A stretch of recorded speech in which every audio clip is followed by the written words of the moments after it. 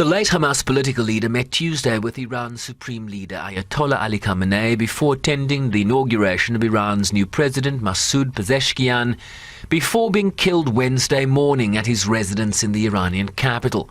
Actions that drew a firm rebuke from the international community, including Russia and China.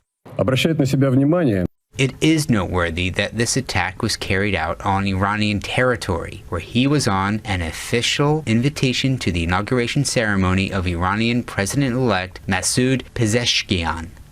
It is clear that the organizers of this political assassination were aware of the dangerous consequences of this action for the entire region.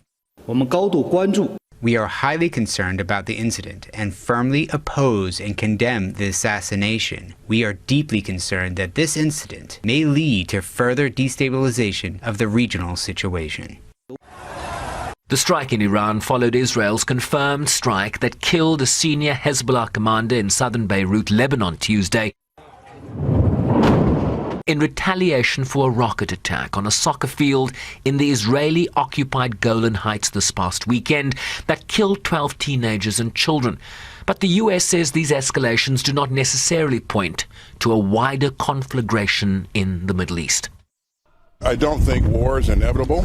I maintain that. I think there's always room and opportunities for diplomacy, and I'd like to see parties pursue those opportunities. If Israel is attacked, we certainly will help defend Israel. You saw us do that in April. You can expect to see us do that again. But we don't want to see any of that happen. We're going to work hard to make sure that we're doing things to help take the temperature down and address issues through diplomatic means. While Washington's top diplomat indicated that they continue to pursue a ceasefire deal between Hamas and Israel, despite lead mediator Qatari Prime Minister Mohammed bin Abdulrahman Thani questioning on social media how mediation efforts could succeed when one party to the talks assassinates the negotiator on the other side, in a reference to the killing of Haniyeh. I've seen the reports, and all I can tell you right now is I think nothing takes away from the importance of, as I said a moment ago, getting to the ceasefire, which is manifestly in the interests of the hostages and bringing them home. It's manifestly in the interests of Palestinians who are suffering terribly every single day, children, women, men in Gaza who've been caught in this crossfire of Hamas's making. It's profoundly in the interest of trying to put things on a better path, not only in Gaza, but actually throughout the region, because so much is tied to what's happening in Gaza right now. A growing concern that these Israeli assassinations further imperil those ceasefire talks that are at a critical stage.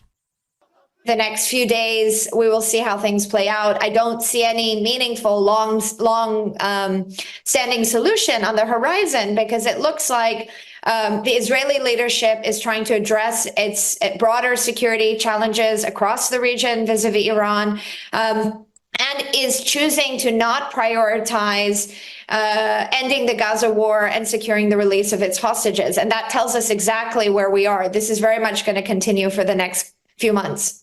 This as the UN confirms that its Middle East peace coordinator is also working to lower the temperature in the region by engaging the relevant parties, and that the organization stands ready to support all diplomatic efforts towards regional stability. News network Al Jazeera Arabic also reporting that one of its journalists, Ismail Al-Ghul, and his cameraman Rami Al-Rafi were both killed during an Israeli airstrike while reporting from an area near the home of the assassinated Hamas leader Ismail Haniyeh in the Gaza Strip. The circumstances around the strike remain unclear, but these journalists, dying a horrific death, were reportedly in the area to cover reaction to Haniyeh's killing. According to the Committee to Protect Journalists, more than 110 journalists and media workers have been killed since the start of the war in Gaza last October.